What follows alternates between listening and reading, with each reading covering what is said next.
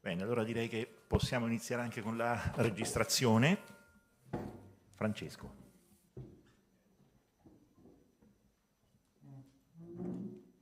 Buon pomeriggio, benvenuti a tutti. As the Rector's Delegate for International Relations at Guglielmo Marconi University, it is a pleasure and honor to welcome to our university Her Excellency, the Ambassador of Paraguay, Maria José Argaña Mateu, I don't know if I spelled well, yeah, and Mr. Enrico Carrillo, Economic Advisor of the Paraguayan Embassy.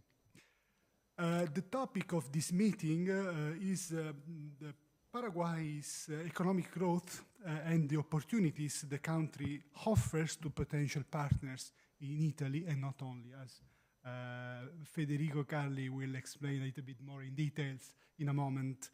The seminar is part of a broader series of meetings with ambassadors and representatives from other countries organized at Unimarconi by Professor Carli since last year, if I remember well, who will shortly provide, as I said before, a short introduction to the topic.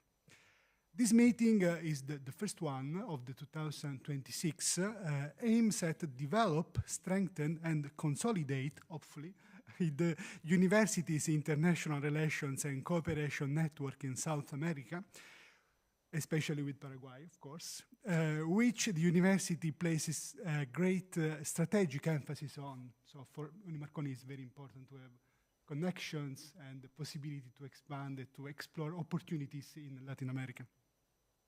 I therefore hope that this meeting will provide an opportunity to strengthen academic, scientific, and cultural relations between Unimarconi University and Paraguay, and to foster the mobility of faculty and students, the development of joint research projects, and institutional and economic cooperation. So I invite Professor Carli to take the floor and to introduce the topic. So thank you very much for coming, and Federico, the floor is yours. Thank you very much, Francesco. Thank you very much, Professor Gaspari. Estamos muy agradecidos en tener la embajadora y los consejeros Aquino y Carrillo aquí esta tarde. Entonces, gracias por estar aquí con nosotros. Paraguay is a very beautiful country that I do not know that well, unfortunately, just a small part of the country, who is playing a role that is increasing its importance year after year. Paraguay economic growth is one of the strongest in South America. Paraguay is proving to be a very stable country, and we will see some important figures on this.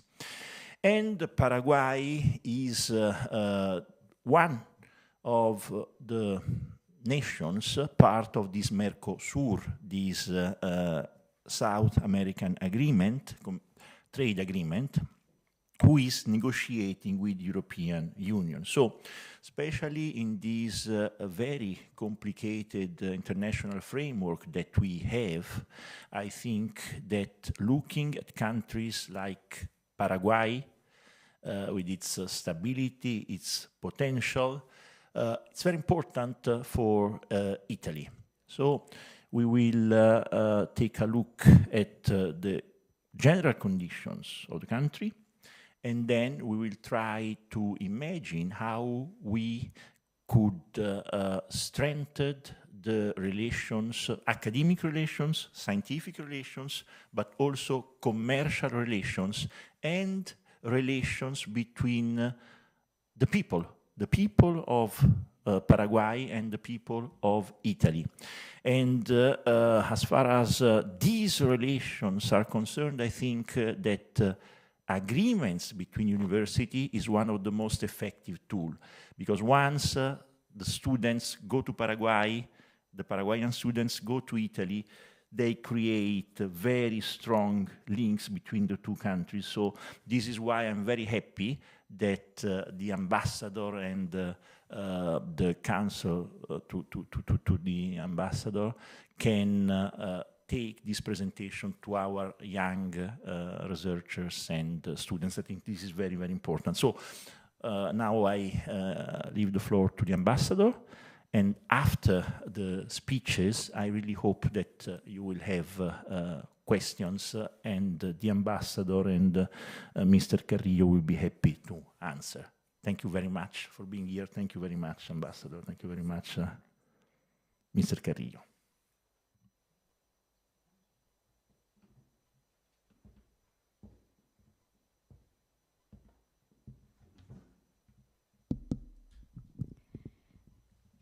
Buonasera a tutti, mi scuso per il mio italiano, ma faré l'esforzo di parlare in italiano perché devo imparare, ok?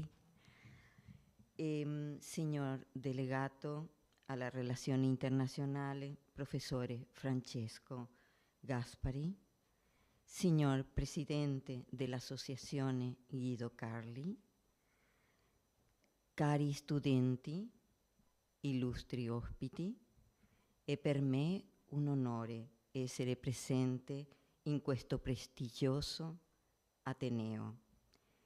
La mia sincera gratitudine per l'invito a presentare il Paraguay. La presentazione intitolata Paraguay, Paese di opportunità, intende illustrare i risultati del percorso di stabilità macroeconomica del Paraguay, la sua prudenza fiscale e la sua apertura al commercio internazionale. Presentiamo il Paraguay come un partner strategico e destinazione affidabile per gli investimenti in America Latina, in un contesto attuale, internazionale, complesso e dinamico. In questo contesto, l'accordo tra il Mercosur e l'Unione Europea rappresenta un'opportunità strategica.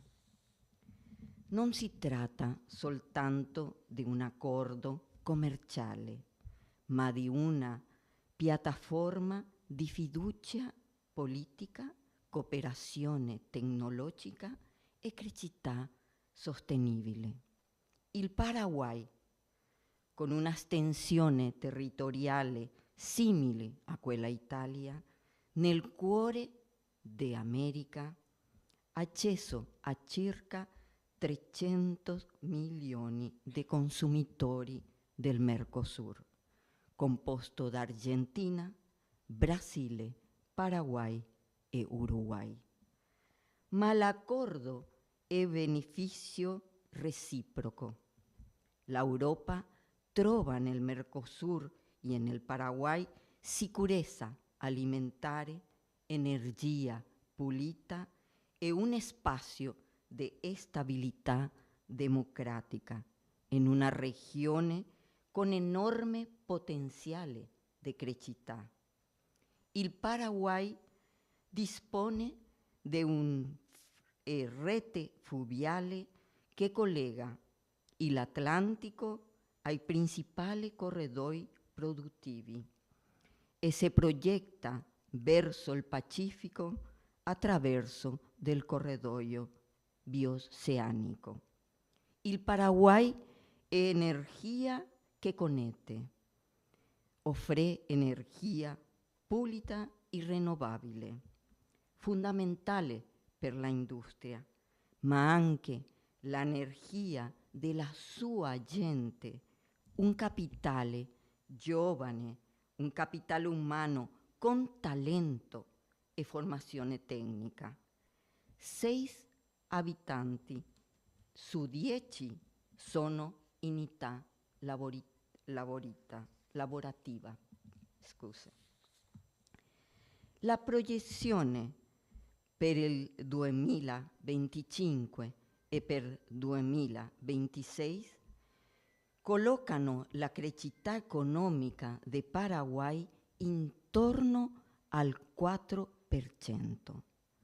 Da oltre un decennio il Paraguay mantiene uno dei tassi di inflazione più bassi della regione, con finanze solide e con una crescita superiore alla media regionale.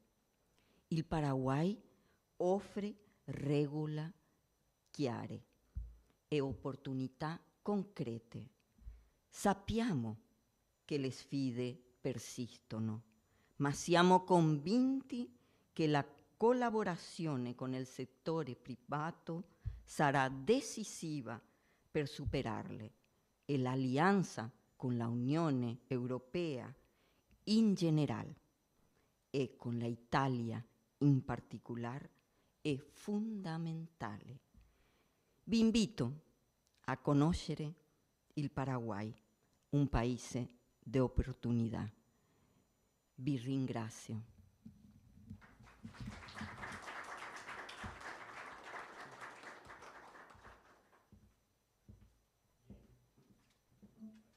Gracias. Y ahora Carrillo para la presentación.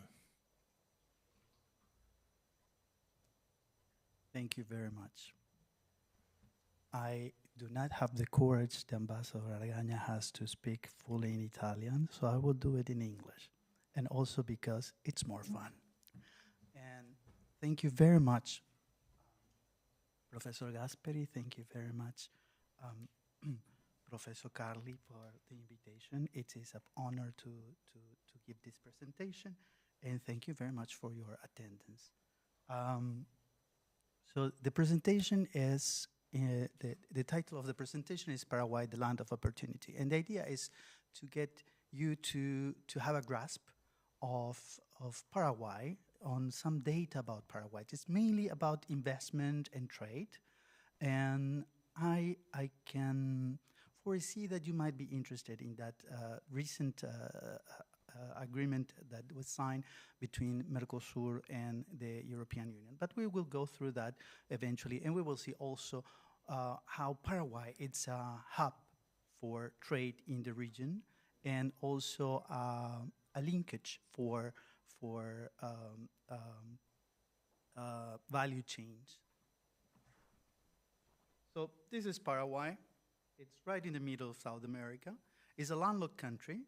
Is about 1,000 kilometers from the sea, the closest seashore. We are working on a bioceanical connection there that will link the Atlantic and the Pacific Ocean by land. We intend to be like Panama. Panama has a natural connection, but it's by water. But here what we want to do is to connect both oceans by land. And thanks to that, connect also all the inlands of South America. And here we go. We have, even though we're landlocked, we have a very good waterways. The Paraguay River and the Paraná River mainly connects Paraguay to the Atlantic Ocean. The official name is Republic of Paraguay. We have a surface of 406,752 square kilometers, roughly similar to the size of Italy. Our president is Santiago Peña. He was elected for the period 2023-2028. The president is 47 years old. And the official languages, we are all bilinguals. We speak Spanish and Guarani. Guarani is a native language there. A curiosity that might be of interest is that when we were conquered by the Spaniards, they didn't exterminate the indigenous people. They, on the contrary, married them as an alliance for war, right? So the result was that our mothers were Guarani and our fathers were Spaniards, and we speak both languages. Our currency is also called Guarani, just to remember that. We have an urbanization rate of 63%. The capital city, it's called Asunción. Our presidence is a presidential system, and our population is around about 7.5 million. So we have an idea. Lazio has 5.5 million inhabitants, so it's a little bit more than Lazio. The literacy rate is 95%, which is pretty high for Latin America. And the currency is the Paraguay, the Guarani. The Guarani has been valuated lately. The ratio is 7,800 Guarani per dollar, or 8,100 Guaranis per euro. The GDP is of 43,389 millions. The GDP is 5,743. We have a GDP growth of 4.5%, and we have a projection for 2025 and for 2026 that it will be roughly 6%. The inflation is 3.7%, very low for Latin America. And we have foreign currency reserves of 9,500 millions. I already told you the exchange rate. And our external debt ratio is of 33% of the gross domestic product, which is something after pandemics still manageable, right? There are countries that normally are in debt for over 50% of their GDP. So here we have the variation of GDP. If you take a look, there is an average of 4% growth. We intend to grow up to 6% in the following 10 years. So it's the place to be, in the sense that the market is increasing significantly, and the opportunities for trade and investment and business are huge. This is how our gross domestic product is composed. I will resume this in three aspects mainly. First, it's mostly services. Secondarily is primary production, and then there's the manufacturing. Now, the thing with manufacturing is that, and we will see later, it has increased a lot. We are working on developing manufactured goods as opposed as just exporting raw materials, which is the huge change that we can do as a developing country.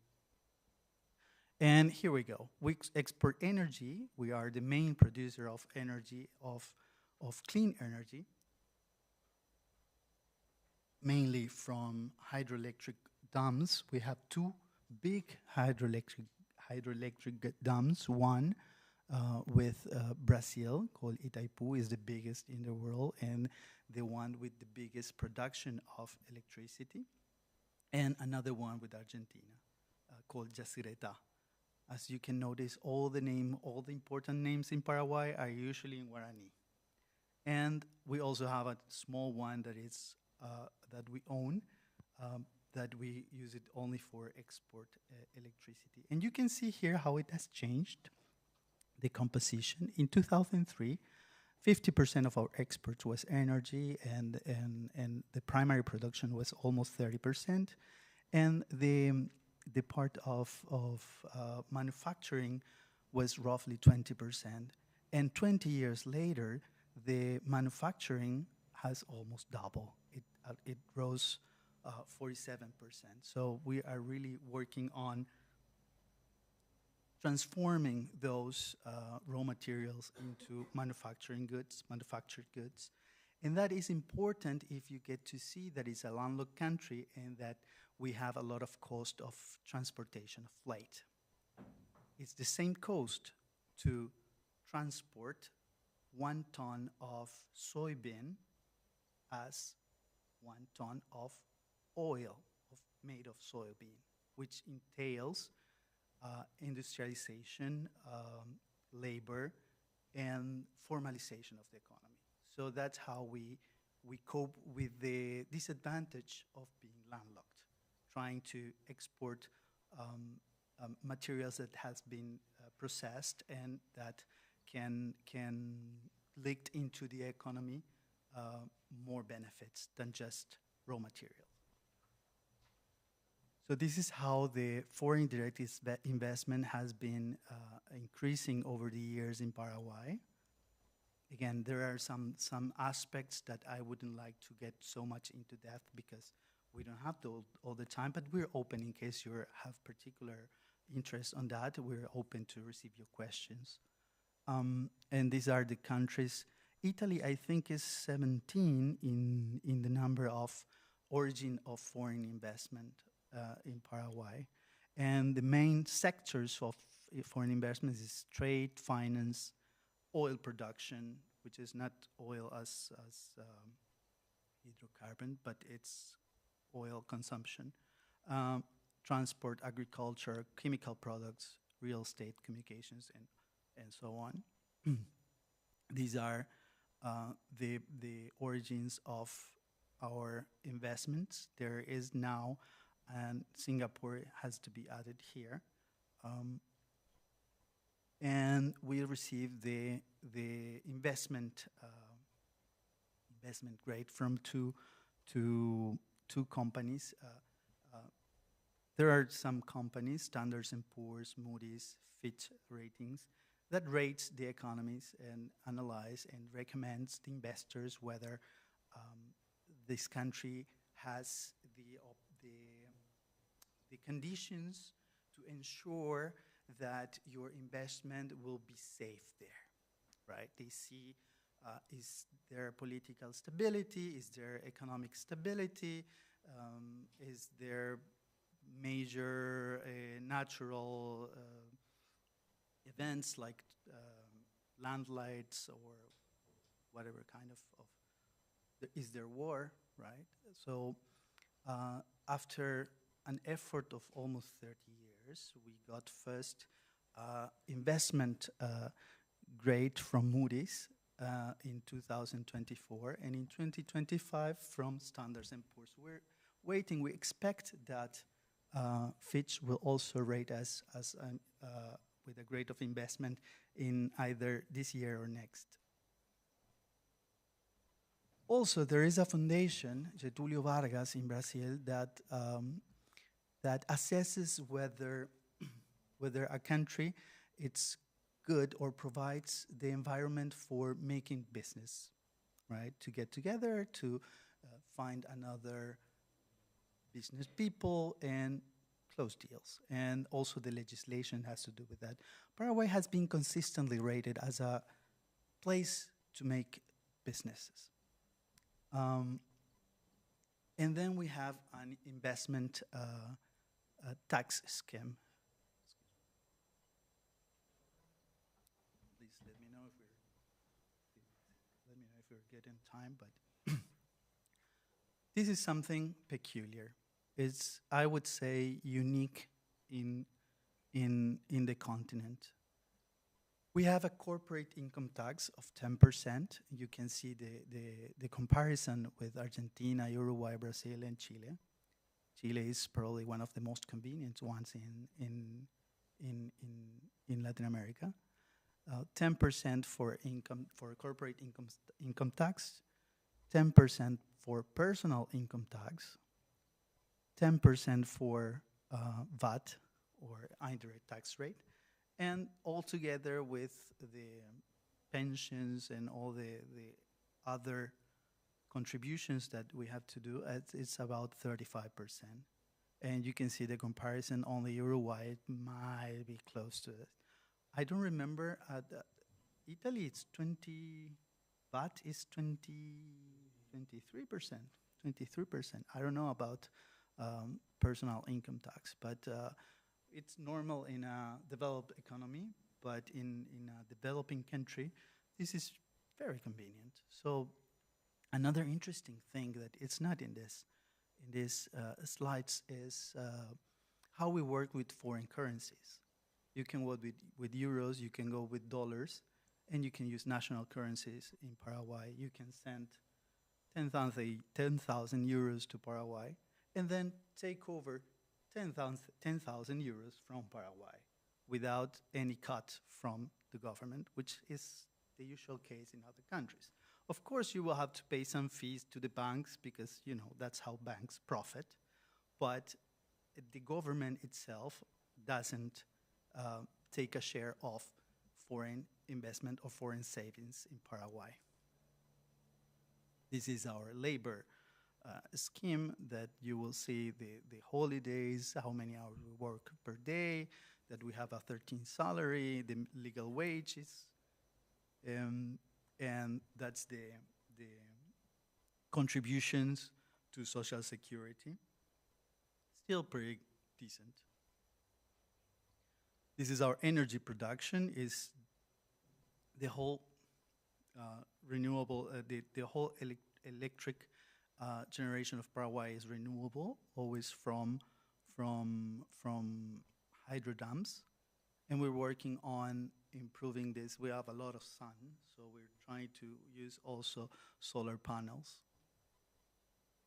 This is the distribution, the energy distribution, and these are the incentives for investments. I will go fast on this because it's very specific, but feel free to ask if you have any questions. So again, the main attractive for us is the low tax scheme that we present for investments. We have a maquila regime which allows producers to bring raw materials to Paraguay or to buy it from Paraguay, process it, and take it out as manufactured goods without paying taxes. They only pay, they pay at 1% of taxes unless they want to sell it in the local market, in which case they have to go through the 1010 tax scheme that we have seen. Then is the investment incentive law, which is from 1990. So this is nothing new. It's been for almost 35 years here, where we exempt the tax for capital goods, we exempt the value-added tax, and we provide a number of other benefits to investors. We also have free trade zones where our production, it's like here in Europe, whatever is produced in Italy can go freely to any other member of the European Union. In the same way, anything that is produced in Paraguay or has some percentage of production in Paraguay can go to other countries of Latin America. Let's go to something. Thing that could be of interest is we have some incentives for the production of cables for automobiles, and here they're mainly female workers.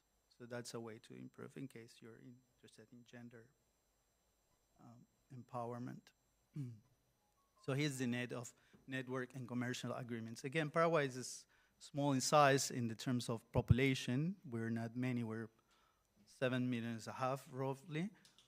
But the market that we're integrated is 300, which makes it very interesting. And we have recently signed the agreement with the European Union, and we're about to finalize the agreement also with the European Free Trade Agreement, which is the other 4 European countries. And these are the network of multilateral agreements that we have. This is important because whatever you produce in Paraguay, you can export to these countries. So it's a hub, a production hub. And this is also a trade net of trade agreements that we have, but these are bilateral. It's not within Mercosur, but it's only Paraguay and these countries. And here are our podium products, right? We're #1 exporting energy, clean energy. Also mate tea, 3rd in the world, 6th in soybean, and 4th in manso, in meat. And chia seeds, also cassava stash, and manufacturing of casting manufacturing and synthetic fiber blankets, soybean oil, grapefruit juice, and brown rice. Thank you.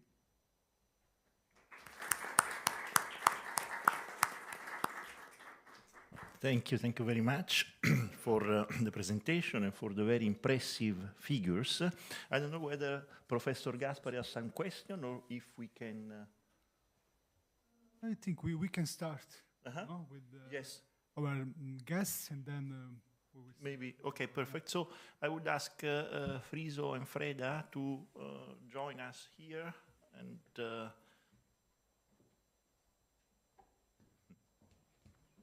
see. No, come here. Here. Okay.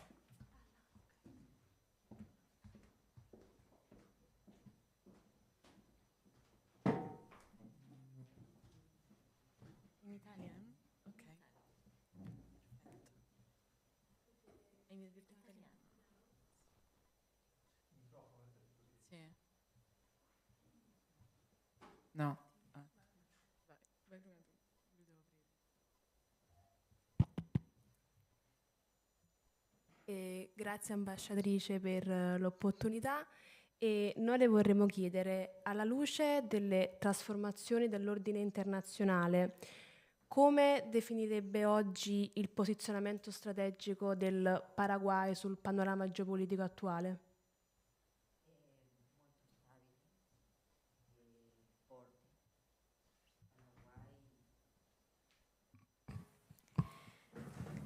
Paraguay c'è un presidente giovane, Santiago Peña, ha 47 anni, è un imprenditore fantastico, economista, e noi abbiamo una stabilità economica, politica, sociale molto lunga. Mi sembra che è un più paese más stabile nella regione. Ok, allora, il Paraguay è uno dei pochi paesi a mantenere le relazioni diplomatiche anche con il Taiwan. E come si inserisce questa scelta nella più ampia strategia del Paraguay verso l'Asia e il Pacifico? Sarà molto interessante parlare in spagnolo in questa domanda. Capisce? Ok. Parlerò piano piano. Paraguay tiene una relación histórica con Taiwán, que nos ha dado resultados óptimos a través del tiempo. Si bien lo económico, los empresarios tienen libertad de trabajar directamente con China continental o con Taiwán, las relaciones del gobierno son estrechas y históricamente con Taiwán. Paraguay ha tenido una cruenta guerra, la guerra contra la Triple Alianza, que ha sido en 1864 a 1870. Hemos tenido 3 países que se han enfrentado a Paraguay: Argentina, Brasil y Uruguay. Hemos perdido el 90% de la población paraguaya. Prácticamente ha sido devastada los hombres y jóvenes paraguayos. Fueron las mujeres las que han repoblado el país a través del tiempo. Eso hizo que nosotros, con los países que nos han dado la mano, que nos han extendido el apoyo, hemos hecho una alianza muy fuerte. No solamente el gobierno sostiene la alianza con Taiwán, sino el Parlamento y la población. La población ve las relaciones con Taiwán como un pacto de amistad, supervivencia y ciudadanía. Es muy difícil que Paraguay termine esta relación sin impedir que económicamente se pueda tener relaciones con China continental. En lo económico le pasaré la palabra al consejero Enrique para que pueda darles una lectura menos política y social. And I'll go again in English. Thank you, Ambassador. There is a trade relationship with China. There has always been. It's the main trade partner for imports. So it's the main origins of our imports, as it is everywhere in the world, right?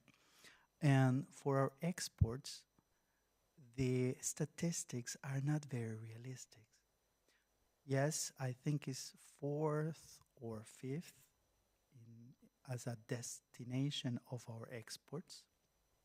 However, we think it's much more because the production of Paraguay, it's the matrix of production of Paraguay is very similar to those of Argentina and Brazil. Whatever we produce, it's also produced in Argentina and Brazil, and we are fully integrated. So some of the businesses that produce in Paraguay are the same that produce the same things in Argentina or Brazil. So they sell the same goods, but they label it as Argentinian or Brazilian, although they are in origin Paraguayan. So that's how we trade with continental China. I don't think it's necessary to go deeper in the political relation. The ambassador has already explained that. With Taiwan, yes, we have some trade, and we have an important relationship of investment. They are investing in Paraguay for the production of the geniuses of microchips, and we're trying to start working on that. They have also founded a university in Paraguay that is a technical university that is preparing Paraguayans to be able to produce high-tech production. And we have also increased recently the exports of meat to Paraguay, to Taiwan, first bovine or manso, and we have also starting to export their avian food, avian meat, and porcine, swine pork meat, which are emerging productions in Paraguay for export. It's normal and has been there forever, but with export quality, it's our first market, and we intend to use that as a platform to start exporting to other Asian countries. Gracias.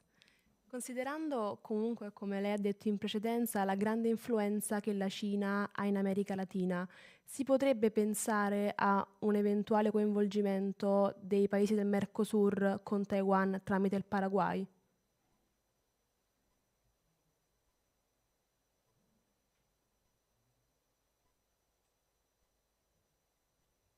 Well, there is a lot to weigh there. As the ambassador was mentioning, the relationship between Paraguay and Taiwan is of principle, right? To democracies and a lot of affinity. The world is changing. The world is changing. So anything could happen. At some point, we were very pressured to shift our relationship to continental China. But our relationship with Taiwan was a principle. but the world is changing, and it's changing mainly in that area of the world. Thank you. Quali sono le principali sfide per la sicurezza e la stabilità regionale per il Paraguay e come il Paraguay sta contribuendo ad affrontarle adesso?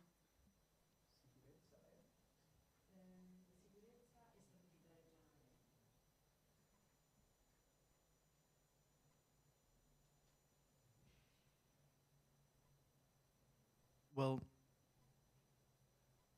transnational crime, I would say illicit traffic, which includes narco traffic, right? Those I would say are the most dangerous one, and the ones that put the stability of the very state on stake, right? We working very close to our neighbors with Argentina and Brazil and the US also to keep under control transnational crime, right? We keep a strict eye on financial transfers, right? That is one of the criticisms that we receive, because we have all this scheme, come invest in Paraguay, bring your money here, but when you go there, any of you go with your money and you want to invest in Paraguay, and we say, but where is that money coming from? Can you show us how you earn that money? And that makes the whole process slower, right? But it's the price that we have to pay to make sure that the money that flows into the country, it's a good money, and that it would not go to transnational crime. As for regional stability,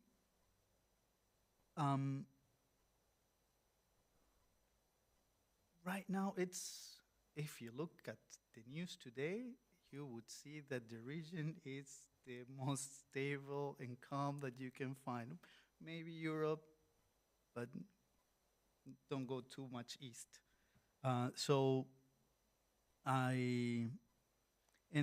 It's the same problem.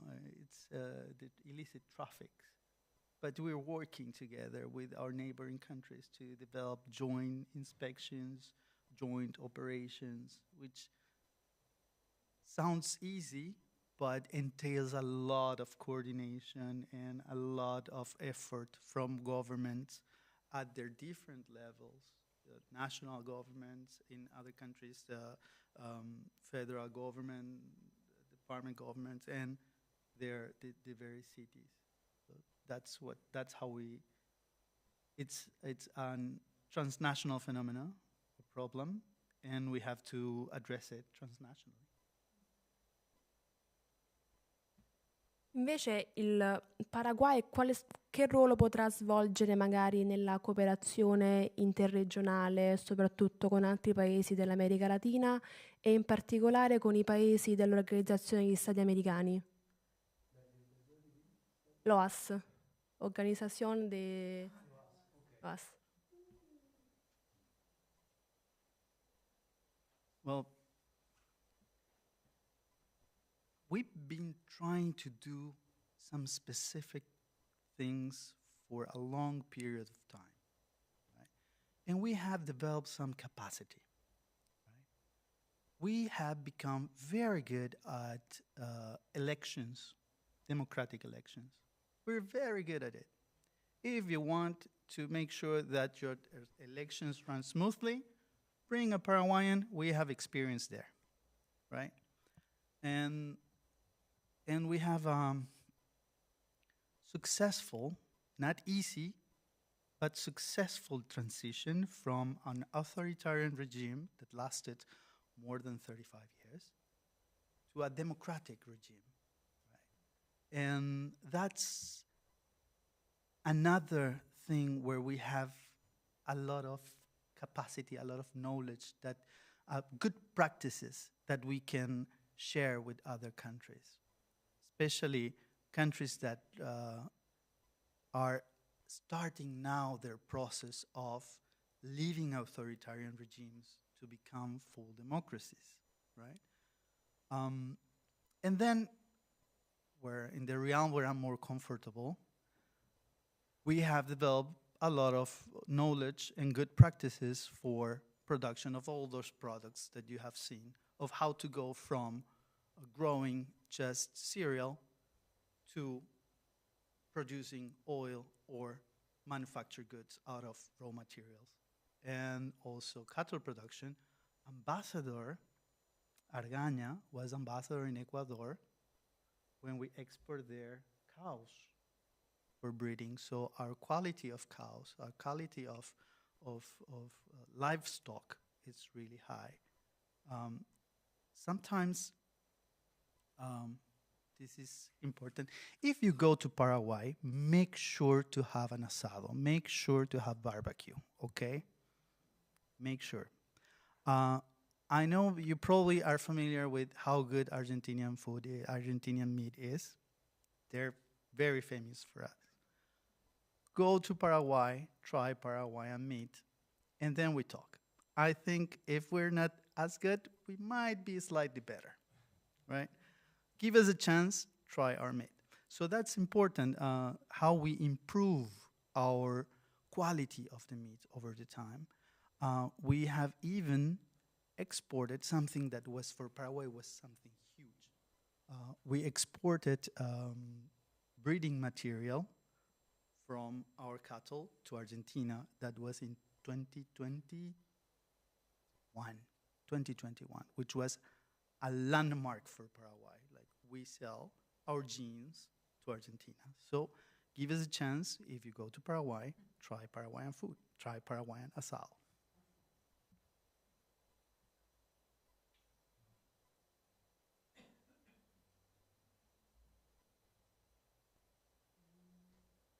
Prima abbiamo parlato del Mercosur e volevamo avere una visione più dall'interno del valore strategico che viene attribuito dal Paraguay a questo accordo anche nel rafforzamento delle relazioni con l'Europa.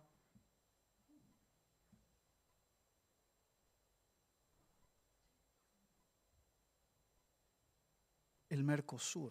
Well, Mercosur. Well, first for Paraguay, we ended, let's put it another way.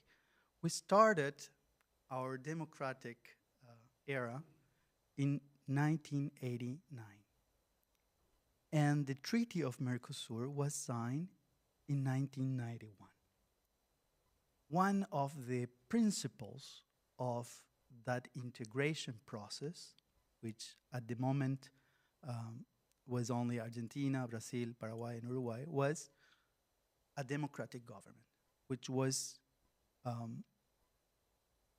essential to maintaining democracy in Paraguay, right? Again, if you look at statistics in every part of the world, you will see that the trade that produces internal growth that happens in Africa, in Asia, in Europe, in Latin America, is the regional trade. That's the trade that brings development. And I would say it's lowering now, but about 45% of Paraguayan exports goes to Brazil and Argentina. So it's not only important for political reasons, for maintaining democracy, but also for development in the sense that it produces or it facilitates the trade that brings development to Paraguay. Another important thing, a major thing, and it has a similar structure than the European Union, that the presidency rotates and all the meetings are celebrating in the country, right? So that is a way to ensure that at least every 6 months, we sit at the highest level of every part of government in a table with Argentina, Brazil, and Uruguay. And we exchange good practices, we develop best practices or better practices, and we have the opportunity, when there's dialogue like that, at that level, we have the opportunity to tackle common problems, right? So that's, I would say it's always positive, Mercosur. Now, you mentioned relationship with Europe. Well, Ambassador Argaña was mentioned the big war of Paraguay that ended in 1875, in 1870. The country was devastated. There were no males. There were only old people and babies. Then no men, only women. And with a country like that, devastated, ruined, we turn now 100 years of relationship with Italy. We signed a treaty with Italy. Italy signed a treaty, a peace, trade, and navigation agreement with Paraguay in 1875. It's another country like Taiwan that we after the war. So we deem them very, very, we cherish them. We cherish that relationship. Some numbers, because I'm sure you know that there's huge community of Italians in Argentina, in Brazil, in Venezuela. You're aware of that, right? Well, in Paraguay, 1 of every 3 Paraguayans is an Italian descendant, including here the ambassador, my colleague, and I. There are around 10,000 Italians registered in the Embassy of Italy in Paraguay as resident in Paraguay. And there is 600,000, almost 10% of the population, of dual citizenship, Paraguayan Italians, registered in the Embassy of Italy in Asunción. So you have an idea of how close we are, even though we're smaller and we don't make that much noise as our neighbors, but we're still close and we have very similarities. So our ties with Europe are very close. Same thing happens with us with mainly Spain and I would say Germany. In terms of trade, there has always been trade between Europe and that part of the world for 500 years now. Right? So the agreement that we have recently signed between Mercosur and the European Union, what it did is to give a legal framework to a trade that already existed for over 500 years, to provide clear rules for trade and investment.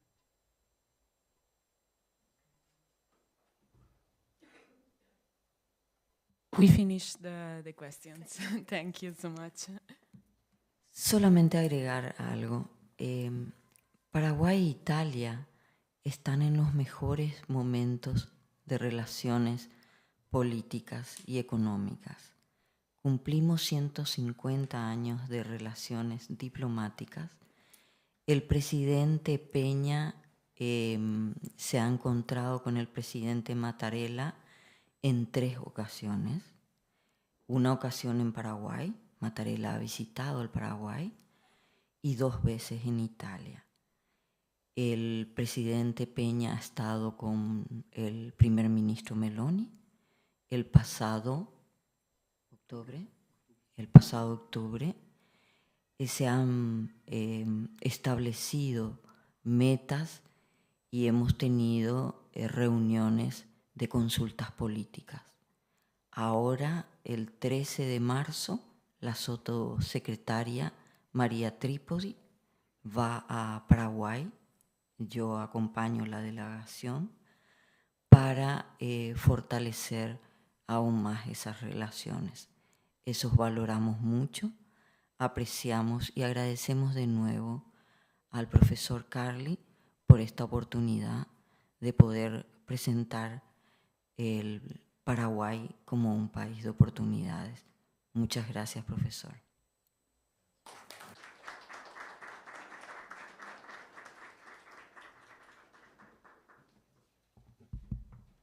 Grazie.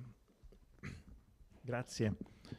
Grazie ambasciatrice, grazie signor Carrillo e grazie a voi per la presenza, grazie all'Università Marconi che insieme all'Associazione Guido Carli ormai da 1 anno e mezzo coltiva questo ciclo di incontri per aprire una visione su questo mondo così vario e che è importante soprattutto per i giovani conoscere. Quindi davvero grazie alla Marconi, grazie ai ragazzi dell'Associazione Guido Carli e grazie all'Ambasciata del Paraguay.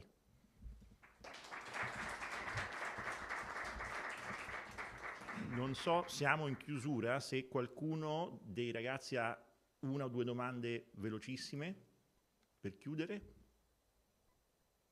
No, grazie allora.